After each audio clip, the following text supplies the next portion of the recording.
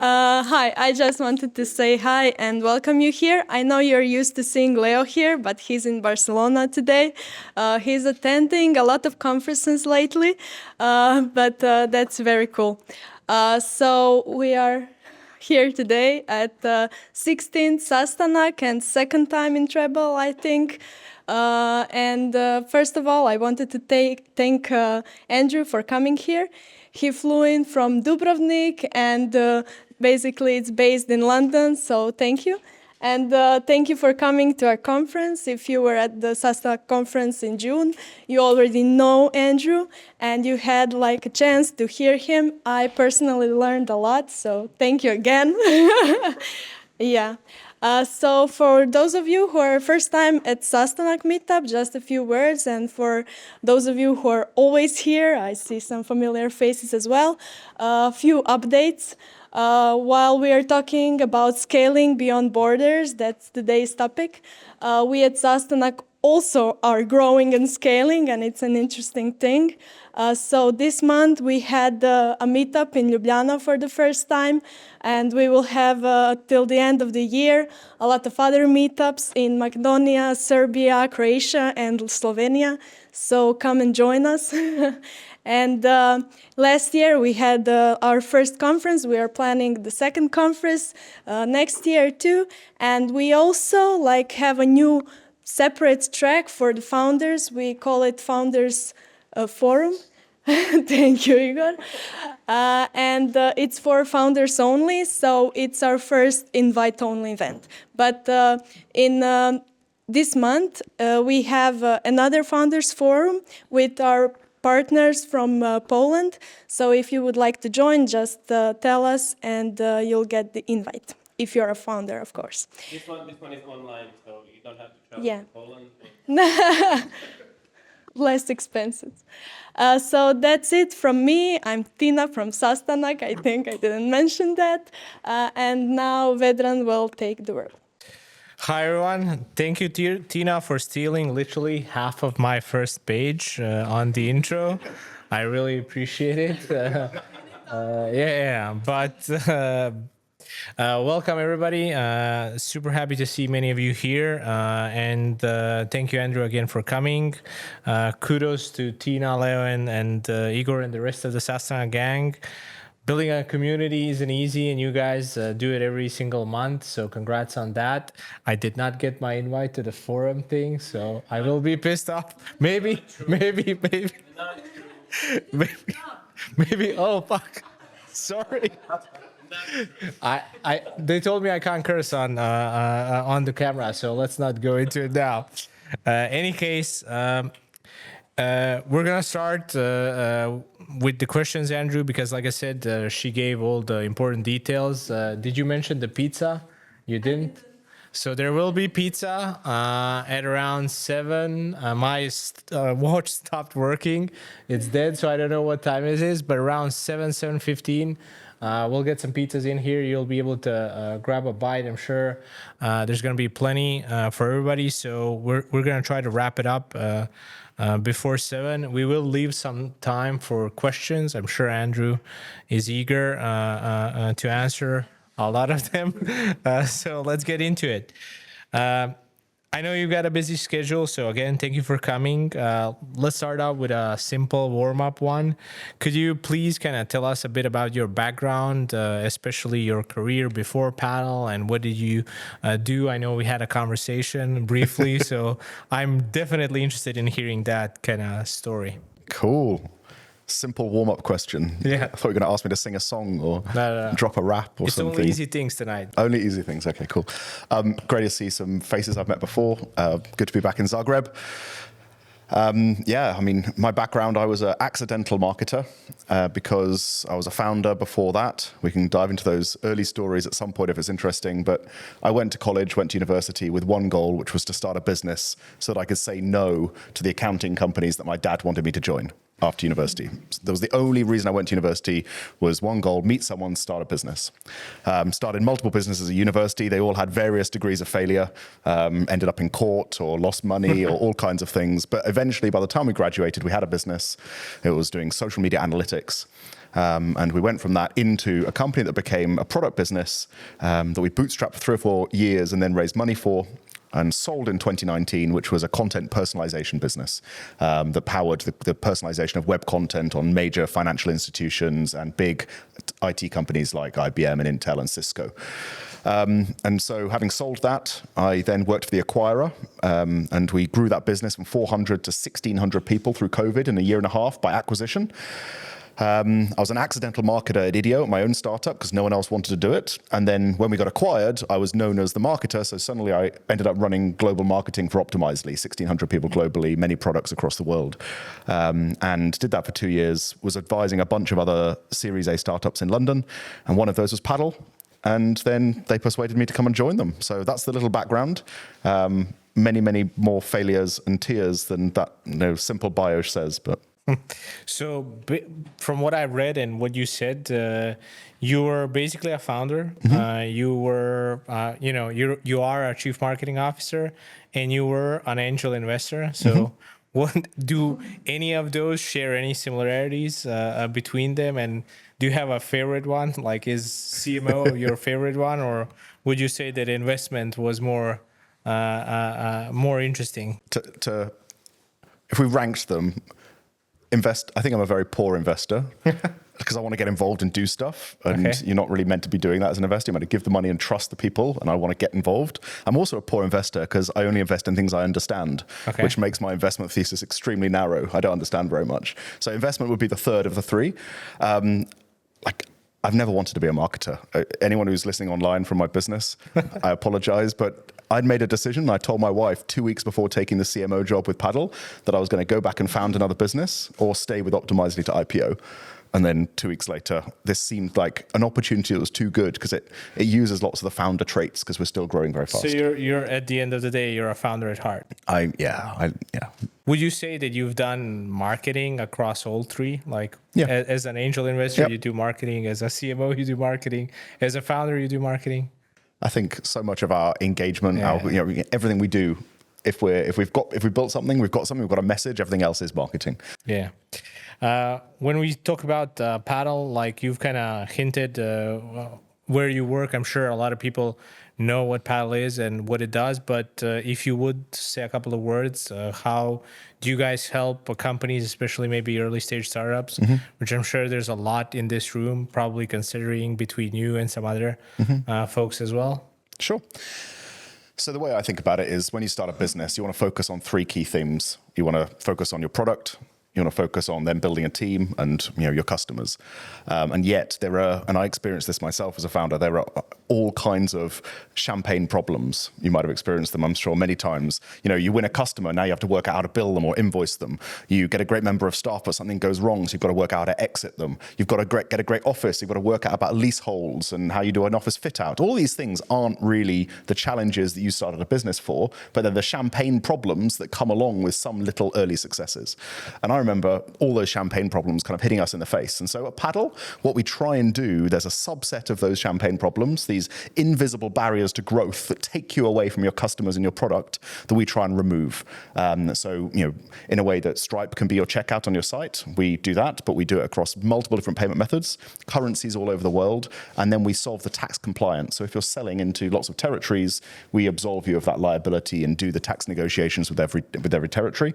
So basically, you can scale from 0 to IPO, from one country to any country, using Paddle, and we'll help you do that really efficiently and safely. And we do it for about 4,000 companies, about 1.2 billion in GMV. Did you come up with that tagline, 0 to IPO? Oh, someone did. Okay. So you guys are UK based. You've got more than 4,000 customers in, I think, 200 plus countries. I'm sure doing kind of growth strategies and marketing is very difficult, especially when you have so many geographies, so many different markets, so many cultures. What's the kind of secret to successfully testing and scaling some of those growth and marketing strategies? Because I think we've spoken, joked around here about the German market and how completely different it is from the US market, and the value prop, what they care about, is completely different. So I'm assuming you guys have sold some of these. So I'm sure a lot of people here, including me, would like to figure that out. Any tips? I love being part of a team where everybody knows the rules and gets to play the game themselves. So I'm not smart enough to be a top-down authoritarian type marketing leader where I control everything that goes on. I want to teach the rules of the game and then let my whole team play that game. And in marketing at Paddle, we've got about 25 people right now outside of our BDRs. And so those rules of the game, the things I can give the team are utter clarity over the perfect type of company that we can help. So that perfect ideal customer.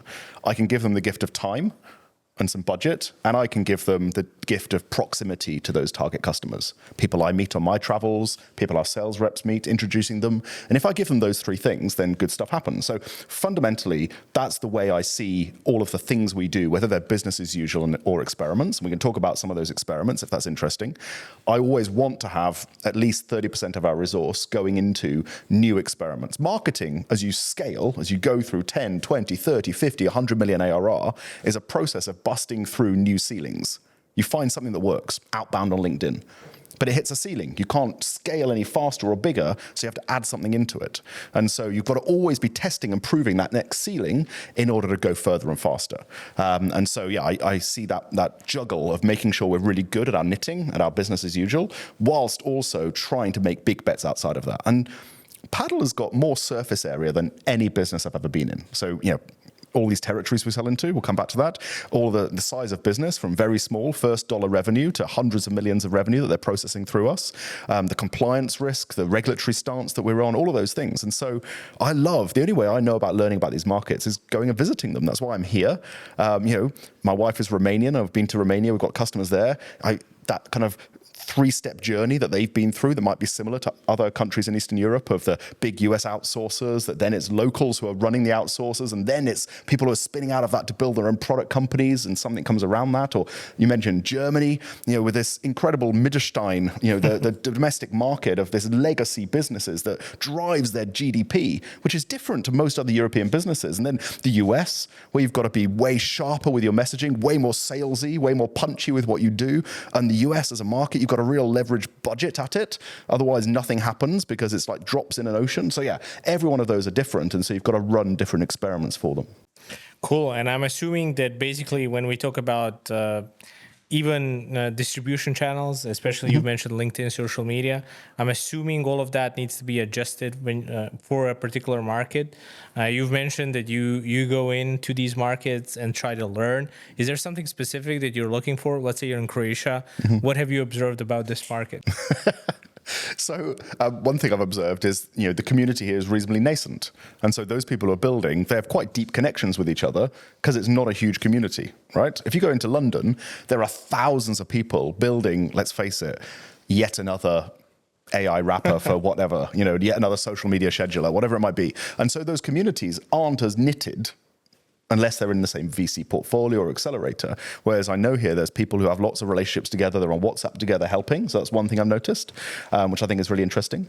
From a Paddle perspective, I'm very aware that a lot of our KYC, KYB documentation and onboarding doesn't translate particularly well into some territories. And so we know that we've got to do extra to explain that, because entities might mean different things. And when you go through our onboarding, it might be really clunky because it's all in English. And so we've got to think about that. So yeah, we're trying to learn all of those things, and going and doing it and speaking to people, I think, is the highest fidelity way of doing it. You can do it other ways, but this year our team will run 92 events around the world. So it's almost 2 a week somewhere in the world. In this last 3 or 4 weeks, it's been South Korea and Bangalore and San Francisco and me in Dubrovnik and Zagreb and then back in London. We're just trying to make sure we're on the road having those higher fidelity conversations that over beer or over pizza, you can get a lot more intel than doing a few Zoom calls and reading a few blog posts. So in person all the way? I'm an in-person person, yeah. Do you think it's important if you want to win and actually become a global customer, to go to your customers, to go to, like you said, a couple of these events, get to know the community and talk to them? Would you say that is a part of the secret or success? Yeah, like Because a lot of companies nowadays think, hey, I can run my startup from like a 5-person startup from all around the world, no office, no presence, no nothing. so. I just think there is so much more emotion. There's so much more detail that gets communicated face to face. And like, can I tell a very quick story? Yeah. Pizza might arrive soon. It's not even about the good stuff you learn. It's the bad stuff too. So the very first time I tried to break into a new country, I was 17 years old. It's my first business. My first business was a top-end women's wear fashion label. Okay. Okay. Now you can see from what I'm wearing, I've got no idea about that market. Did you have a wife at that point? I did not have a wife at that point. No. Genuinely, we started the business because we thought, what is the hardest business to start? Let's start there, and then everything else in our lives will be easier. That was the thesis for founding it. And we went into our class and we said, who looks like she's well dressed? Let's choose her. She'll help us build this.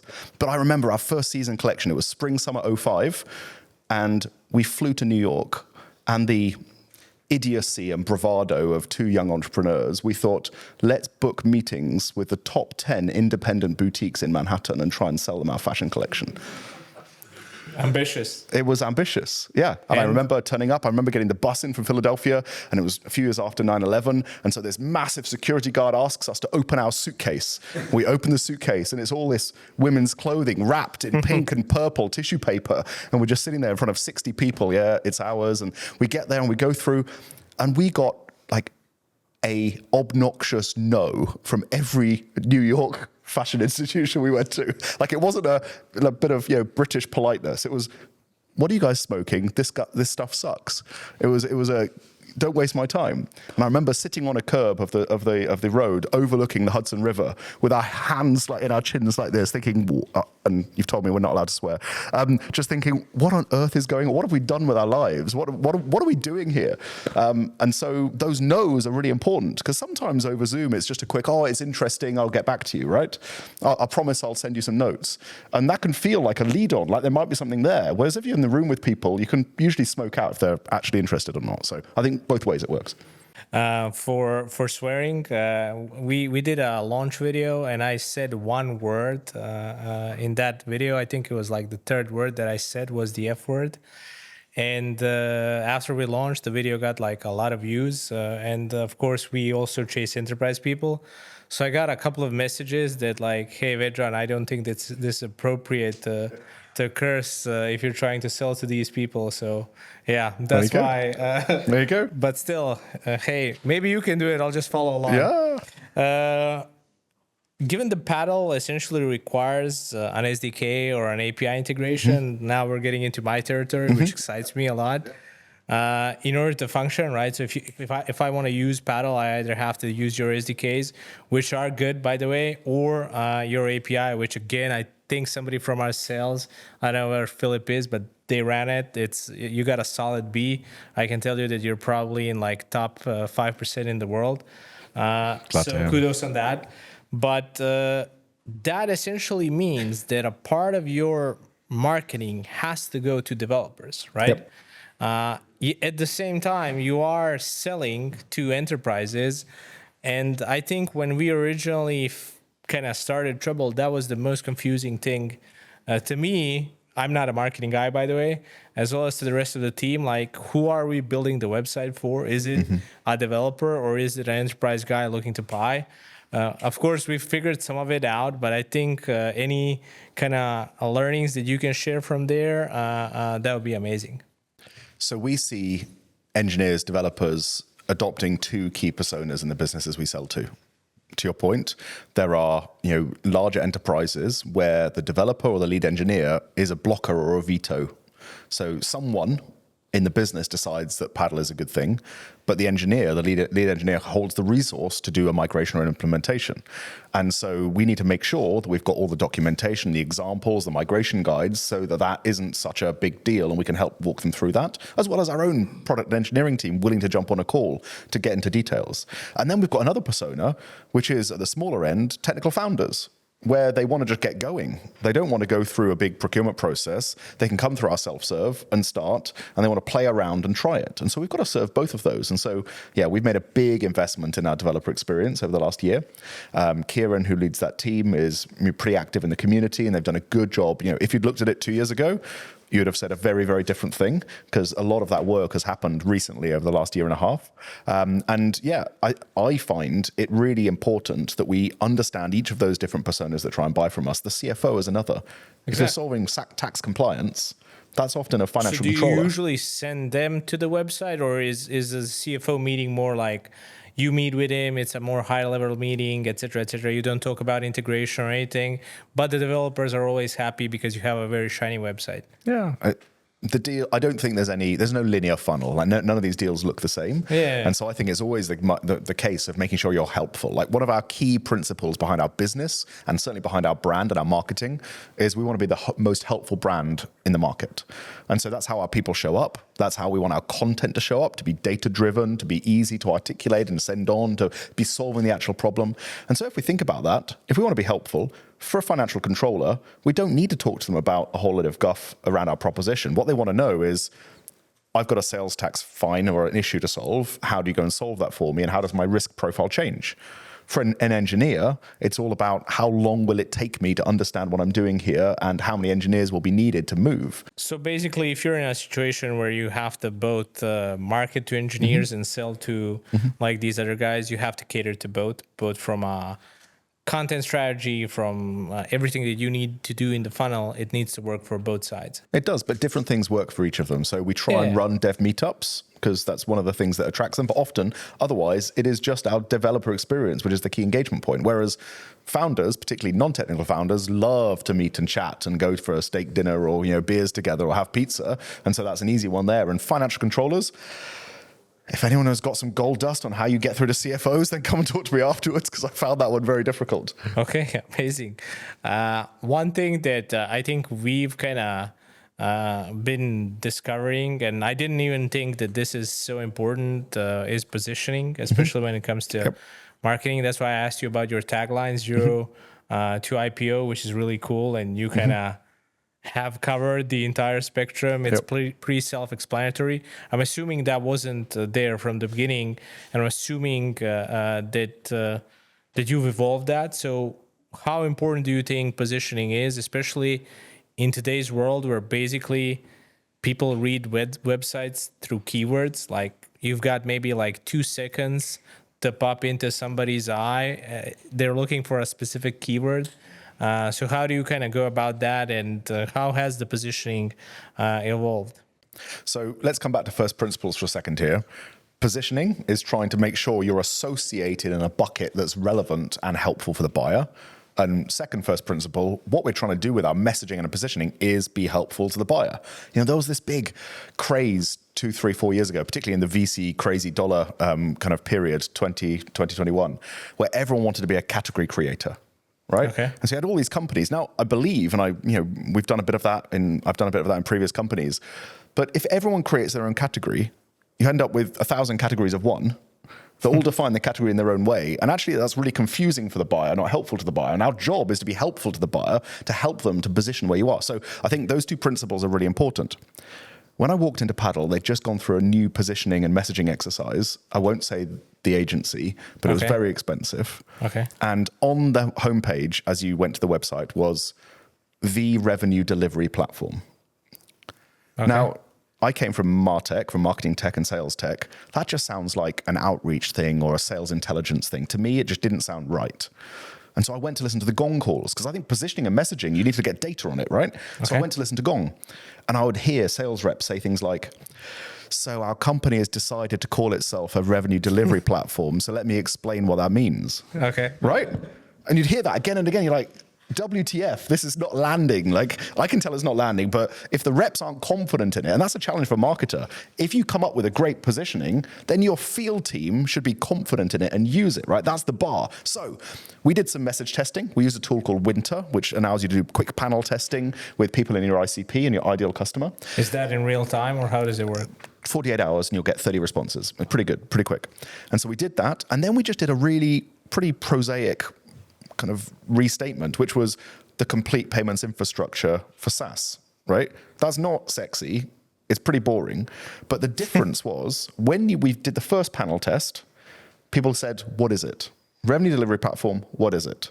That was the first question on everyone's mind. When we said complete payment infrastructure for SaaS, people said, how does it compare with Stripe? Of Positioning. So now we're in the right game. We're super happy to have a positioning conversation, a comparison conversation against Stripe. So we're in the right bucket. So even if it didn't sound sexy, it was good positioning. So that's how I think about it. I agree. Like I said, very important, and we still struggle to it, but we're going to try winter as well.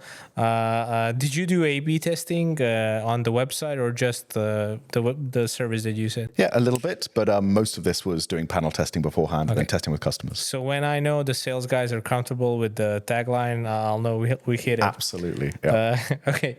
I think the last, I've had many VCs here and interviewed, and I talked to them a lot, and there's a lot of startups, like you said, that are essentially AI wrappers or whatever.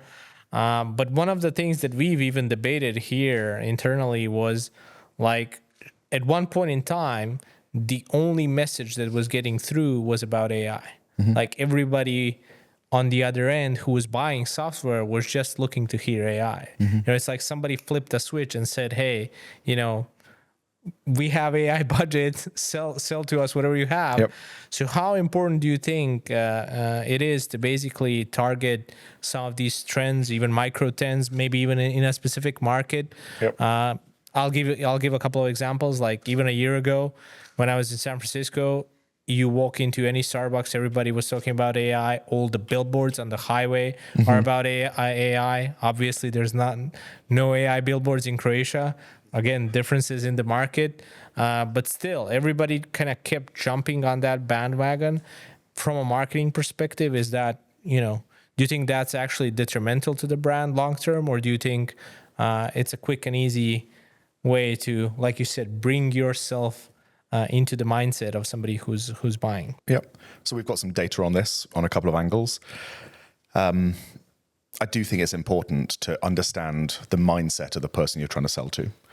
So we did through Price Intelligently, our panel service. We have a consulting business that does pricing for lots of big SaaS companies, and we looked at people changing their message to include AI, and it did encourage that next click, right? We did also like testing around when the market crashed, people moving from growth as a key goal to cost saving as a key goal, and it clearly drove action. I also know we do a bunch of research with Kyle Poyer at OpenView.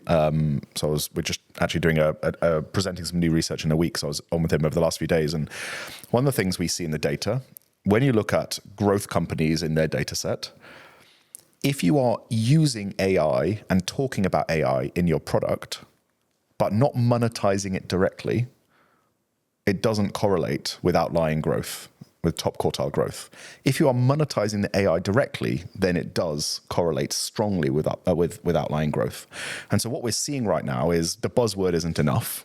Okay. So the buzzword might have been enough a year ago to draw attention. It's not enough anymore. It might draw attention, or it might at least get you in the game. But the companies that are really effective right now are directly monetizing that AI capability. And we've got about 20 examples that I can send around or releasing next week of the most interesting monetization strategies for AI. So, one of our clients, Intercom, they had a really cool one, which is the AI resolution. So they price the AI resolution. So you pay a plan, a team plan for seats, but every chat that gets resolved by the AI, you pay an extra fee for. So you're directly monetizing the AI. And so you've got to think about how you can do that rather than just putting the buzzwords in. I would actually say that Intercom was the poster child of basically remarketing to AI. I remember they relaunched their website, a couple of months ago. Everything was about AI. Yep. Notion as well. Yep. Yeah, Notion as well. Yep. Yeah. Yep. Interesting. Do you think it's still relevant? Like, you talk to both, startups, SMBs, and enterprises. Do you still think it translates to enterprises as well? I feel like from the data that we've seen, this was the first time that I was able to talk to anybody in like really big enterprise companies, and they were already deploying their AI models. Like, just think about it. Like any other tech that you can think about, new tech, they would probably not touch it for years except this. Yeah. it's so radically disruptive. And, the big seven are investing, all of them, 20, 30, 40 billion of free cash flow into their model development and training. It's so much in the public's attention that, yes, these budgets have been created out of nothing. And these needs for procurement have been created out of nothing. So, yeah, I think it really matters at the enterprise Do you end. think they shifted a part of the existing budget, like these enterprise companies, or do you think they literally got net new budget for AI? Yeah, I mean, many applications of AI are cost saving, right? And so the budget can be justified on its own. And so, yeah, I think a lot of it is new budget ownership that comes from cost saving from other areas. I'm gonna get a CFO one day here to explain how they think. All in all, let me just check. Okay, so the pizzas are gonna be here quickly. I will leave time for questions. I have maybe 2-3 more. We've talked about the differences about the markets from a customer perspective, marketing perspective, but there is probably the biggest one is when you think about like growing the company as a company and access to capital. If I remember correctly, Stripe raised more than $9 billion so far. Again, you're, let's say, loosely competing with Stripe. I think you guys raised 300 million. Do you think it's even possible for companies outside of US to basically, be able to get the same amount of success when one raises 9 billion and one raises 300 million? Do you have to do twice the work, 3 times the work? What do you think about that? Except life is not fair. Yeah, life sucks, then you die. Wow, that's optimistic. My economics teacher used to say that every lecture. So, okay, Stripe, they're a partner of ours. We use Stripe. We have 3 Stripe instances, but also WorldPay and Checkout and PayPal and Alipay and Apple Pay and Google Pay and Ideal. So we're always able around the world to drive better conversion because they're never going to use anything other than Stripe, and we can route to these different places, right? There's also the local currency and local willingness to pay, price points, etc. So we've got lots of ways we can compete because we're able to focus on a little vertical, right? Stripe is trying to be the financial infrastructure for the internet. Their goal, their mission is to increase the GDP of the internet. Now, that means they're fighting on so many more fronts than we are as an infrastructure play. So effectively, they are building Lego bricks for many people in many different contexts and situations to build their own solutions from them. And what we've done is say, actually, for people who are selling digital products, whether apps or SaaS, via a web checkout, if they're doing that and they're scaling to multiple countries, then they need this stack of things, and we're going to bundle that all together and sell it all tightly coupled and knitted with one deployment and one vendor. So, someone once said that strategy is just unbundling and bundling. That's the history of strategy. And so right now, Stripe is unbundling and building all these different Lego bricks to go and attack everything in the world. And we're bundling and saying, for this type of ideal customer, we're going to be the best vendor. And this isn't just about product. So, I love, thinking about the Geoffrey Moore, Crossing the Chasm, a great book that's worth reading from probably 20 years ago, one of the industry tomes about market entry. And he talks about the whole product, the fact that you've got to think about the whole problem and the whole product, not your bit of software, not your bit of thing that you've built. Yeah, the entire workflow. The whole workflow. It includes education. It includes, the confidence. It includes all these other things, and it includes your experience. And so us flying into locations and meeting people, us making sure there's someone ready to handhold, having solutions architects ready to give quick answers. Those are the kind of ways that we make sure we've got a leg up. I agree. Like early on, when we were on sales calls, I remember we were pitching we've got this new way. It completely delete everything that you have and start from scratch, and it got us nowhere. So exactly like you said, now we're more tell us what you have. We'll kind of model the story around that. We'll make it fit. We'll make it flexible, and then basically it works. Other than that, it doesn't. But do you think the difference in the amount of capital that is available to anybody on this side of the pond makes a difference when it comes to success especially if you're again targeting a global market? Like one of the things that I've continuously underestimated on every round so far that I've done, and I'm sure I'm gonna fuck it up again, is how expensive US is, not just when it comes to hiring, when it comes to everything from people, marketing budgets, sales budgets, dinners, conferences, everything. So Yes. it would be idiocy to say that the access to capital differential means that it's not an unequal market. I totally think it is. But there's other reasons that I think Europe is an amazing place to build businesses. It's not just about capital. In America, you've got such a big domestic market that you generally start, find your segment, and then go up market and sell to larger enterprises. Whereas Europeans, they tend to go into multiple geos before they go up market. So you see this kind of outwards before up, which means they're better placed over time. So you've got that angle. You've also got the fact that in today's market, access to capital is harder everywhere. And so the bootstrapper mindset is suddenly become cool again. Or the ability to raise, whether it's revenue-based financing, debt, or whether it's smaller chunks of capital, because many of the businesses that are out there, even in the US, they're no longer VC investable because the returns profile of this category of assets has proven not to be great over the last 3-4 years. And many businesses have raised a huge amount and now are stuck trying to live up to their former valuations. And so, raising a lot of money is also a huge burden that can kill the company. So I think, hey, you've got to play the cards you're dealt. I love living in Europe. I love traveling to America. I never want to live there.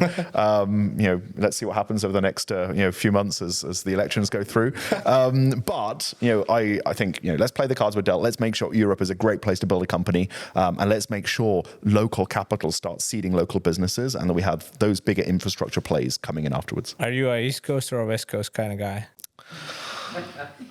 So... if it helps you, I'm sure you have clients and customers in both. We do as well. I'll just say I'm an East Coast. You're an East Coast guy? Yeah. No, you see, I took the drive from LA to San Francisco with my wife a couple of months ago up the Pacific coast. It was amazing. So I love the West Coast. But like all of those flyover states in the middle, utterly gorgeous, right? I love, whether it's, going to Boulder in Colorado or Denver or down in Phoenix and Scottsdale, or I love getting a car for an extra day or so around a conference and be able to drive into the distance. I lived in Virginia for a year. Oh, really? I was studying over there. And that was, amazing. I could tell stories about that. That was a different kind of East Coast to New York. Nice. To leave some room for questions, maybe to wrap up, obviously you've mentioned a couple of one book at least, and one piece of software. So is there something for anybody in this room looking to basically kind of, up their marketing game or their sales game or growth game? Is there any particular books that you would recommend recently or even piece of software that has done amazing work for you guys? So the normal advice, and this isn't a group of marketers, although there might be some people in marketing here, my normal advice for marketers is don't read marketing books. Read fundamental business books, right? You've got to understand the business, because too many marketers I know, they think they know all the tactics and channels and they don't know the core value chain of the business that they're building for. And so I think, if you're in an early stage startup, go and read The Hard Thing About Hard Things, go and read 0 to 1, go and read all of those tomes. I do think that, Play Bigger and, Crossing the Chasm, and there's a couple of great seminal books there that are worth reading on the go-to-market side too.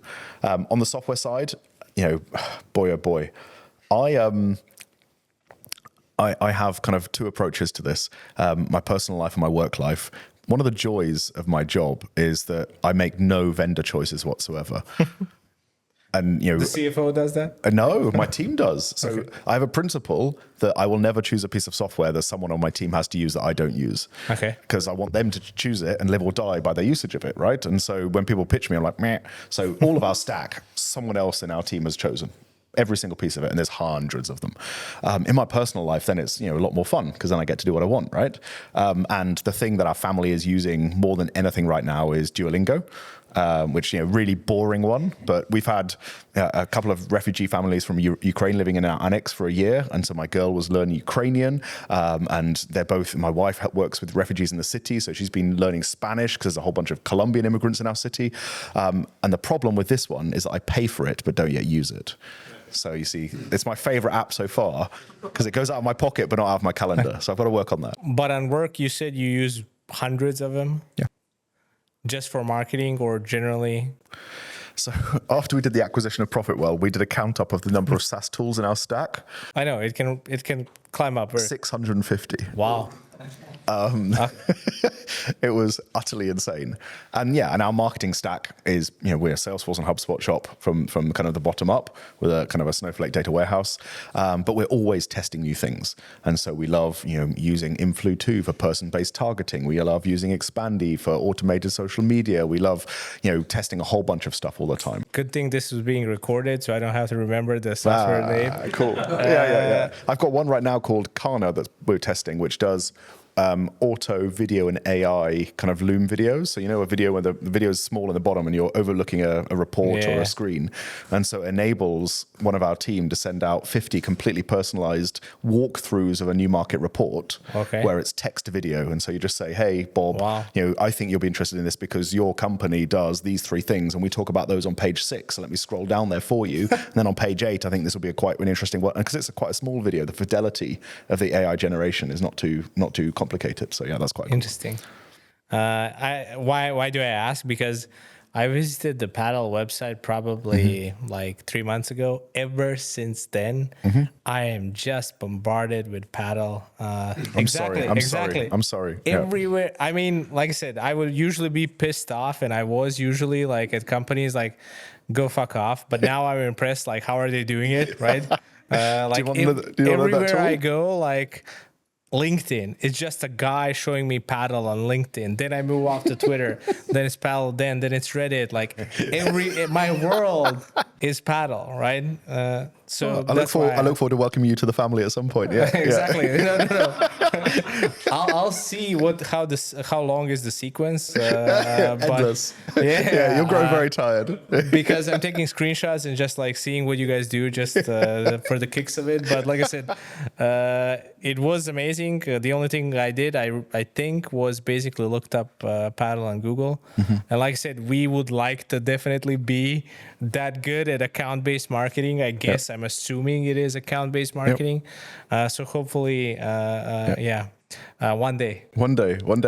Yeah, I think you've got to know your ideal customer and then find out those range of tactics that are going to go and work to build awareness with them and then convert them. I feel like I feel like we live in a world where everybody's doing the same, right? Like, how do you combat when everybody is using the same tactic? They have the same set of tools. They're using the same playbook. As soon as somebody writes a blog post, and this tends to happen, like I shared to my team, a lot of them, hey, look at what these guys, I think Cognism, it's a Croatian company, they shared something recently.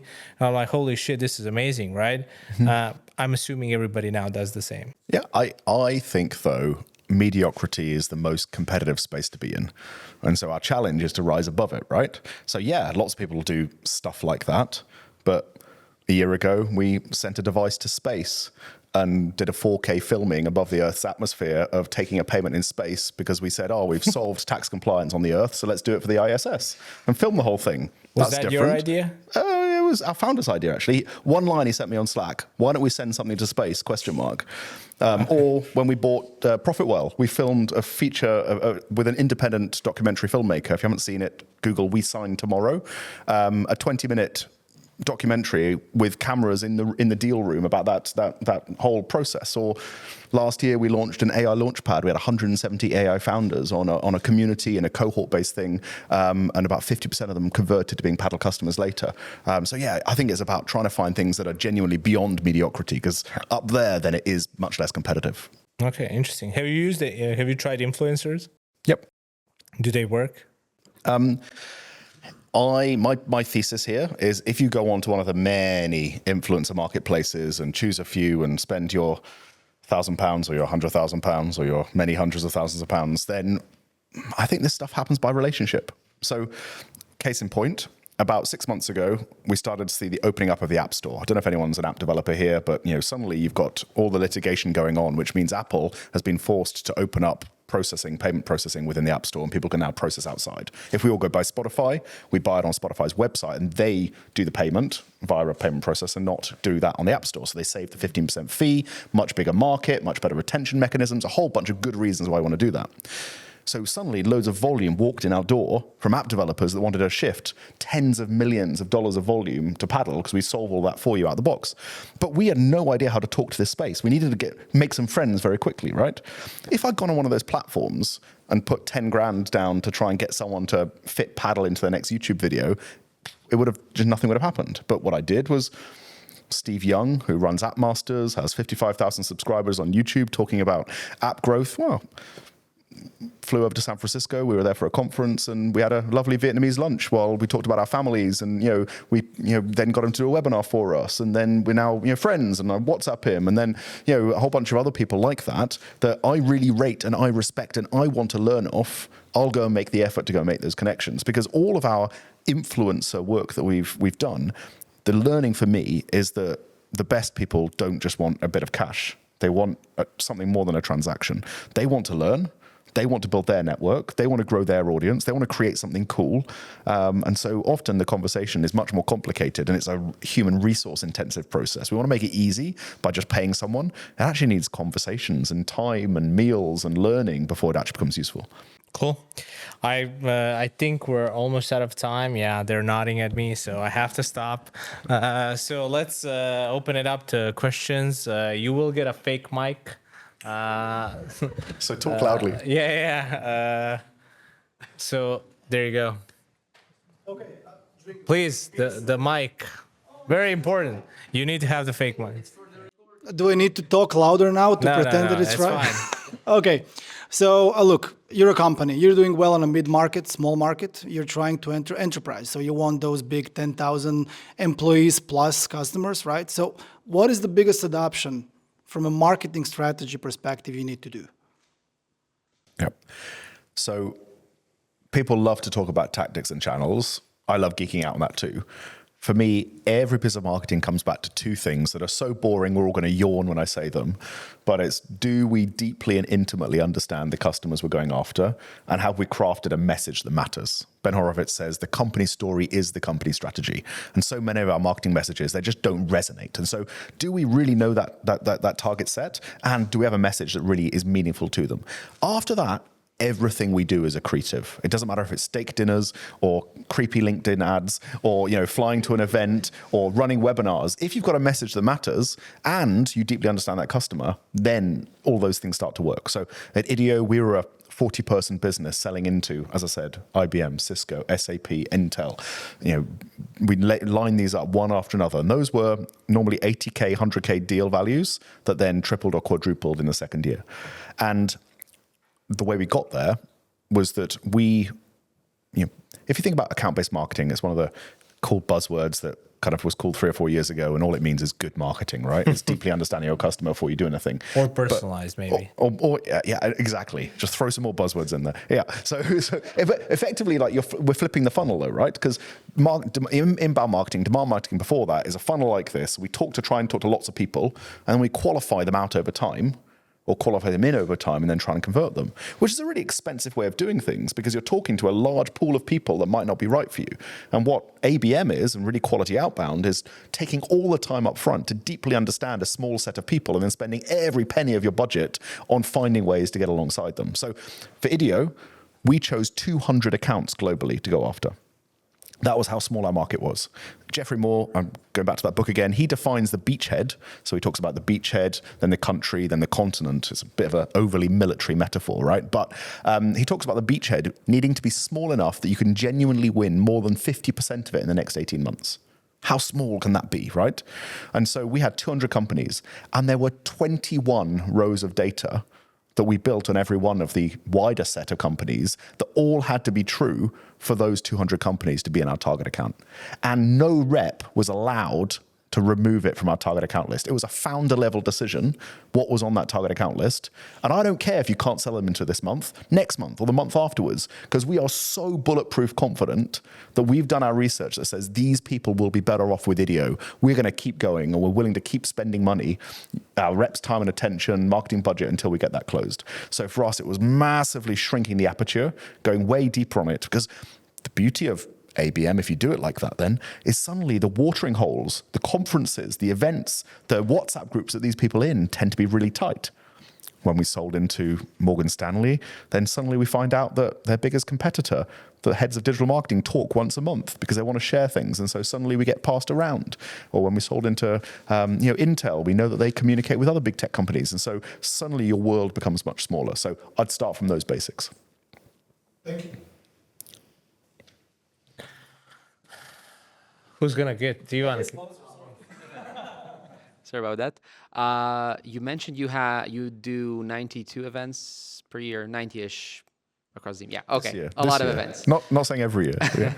What have you found at work that maximizes the impact for the business about going to those events? So is it having content around them? Is it promoting it on social media? Is it having meetings there? What works best? What has worked for Paddle?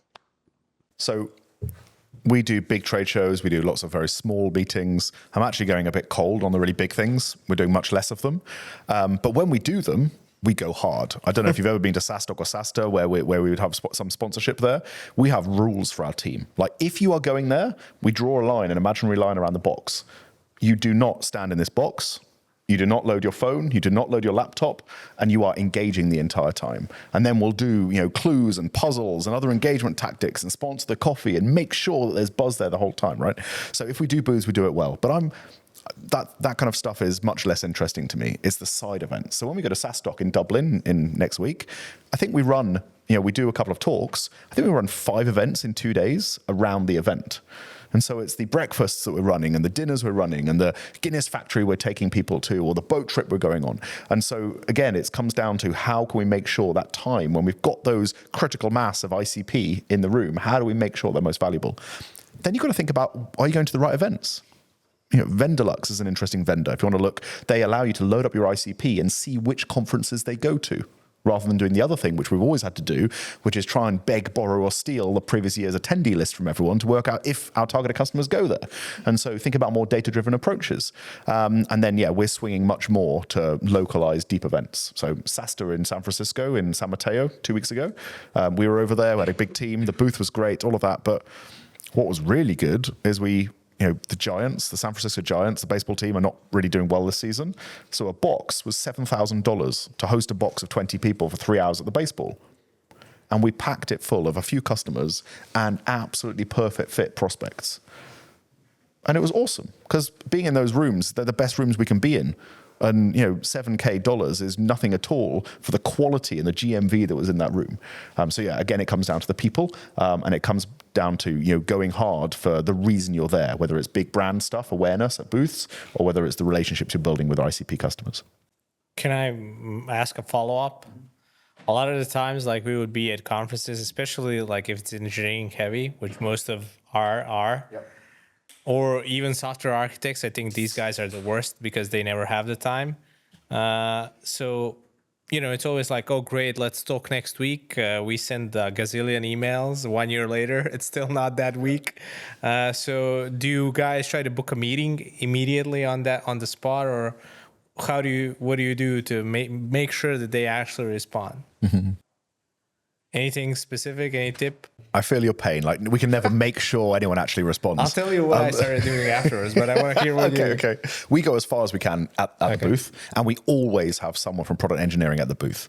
We never, ever, ever. We don't just sell into developers, right? In fact, we don't often sell into developers solely. It's often technical founders, but we never go to those events without someone technical in the room who can go deep straight away. So that's the first thing we do.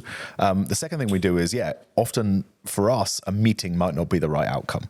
So for us, it might well be go and read our dev docs, or it might be, go and try self-serve and come back to us if there's a problem, or it might be go and speak to one of our customers. And so lining up those for us often tend to be better steps. And then otherwise, yes, it's booking a cal appointment and then chasing. I mean, they can just say postpone or propose a new time indefinitely. What I started doing and what we've seen work is I make them open their phone at that moment in time, type their email in my phone. In your phone. I send them an email at that moment in time. I watch it land in the inbox, and once that's done, I let them go. There we go. Not at all creepy. Yeah. You gotta do what it works. They're the ones that are interested. It works because I think we've been blocked by these various enterprise firewall filters. Probably Yep. way too many times, especially like, God forbid you send even a Google Doc document immediately flagged as spam. So Have you gone onto WhatsApp with prospects? I haven't, like, maybe, no, I usually, like, that would be extremely creepy. So I just, so we found that interesting. So what happens if you had a killer event the next night? So, you were sponsoring something the next night and you say, okay, if you want to come, just drop me a WhatsApp, here's my number. I think often this is finding what we call it marketing by rote, relevant opportunity to engage. And, BDR work is really hard. And if you're saying, can I pitch you? Can I pitch you? Can I talk to you? That's hard. But if it's, can I invite you to watch Blink 182 at the O2 Arena with us, which was one of our best performing marketing events we ever did. The 40-year-old software founders, they answered within like 15 minutes with a hell yes, save my spot. that works when you raise 300 million. So I can't buy out a Blink 182 concert in London. Yeah, sure. I'm going to London tomorrow. Okay. I'm gonna try to propose that to the VCs I talk. Hey guys, listen, I have a great idea. I need about 5 million just to sponsor side events and breakfasts for next 2 years. Blink 182 is like 10 grand for a box. It's okay. Definitely. I think somebody here had a question. Yeah. Hi, I have plenty of questions, but I'm just gonna ask. Let's do all of them. Come on, we don't need pizza. Yeah. Maybe later. Okay, cool. When the pizza arrives. So the first one is, would you describe yourself as a product-led or sales-led company? I'm especially interested in terms of marketing, Yep. And what are the channels that you get the most traction from? You mentioned the events, Yep. and what are the main, traction channels for you? Yeah, cool. Let's try and break this down then. So we would describe ourselves as a product-led company. Product and engineering is by far the biggest team in our business. We have about 300 people, and I think at least half of those are product and engineering, and everything else is everything else. And actually, we're investing more in that right now, opening a new office in Lisbon and a few other places. So we describe ourselves as product-led. From a marketing perspective, product-led, sales-led, we can go deep on this discussion over a margarita pizza. So we're both, and I think almost every company is. Once you get beyond 20 million ARR, almost no one is just a product-led business. You have to hire those sales teams to up the ACV by selling into larger businesses. So we see a lot of inbound, and we see a lot of people coming through self-serve, but the majority of our bigger deals will be outbound, but they'll be touched all over the place. And trying to attrropute properly, take that off the record. It's a different version of multi-touch attribution. It's a mess, right? I heard once it said that no one wants to understand your demand engine. The VCs want to know that $1 comes in and $3 go out. And if you try and explain this stuff in the middle, their eyes will glaze over and they'll start asking stupid questions, right?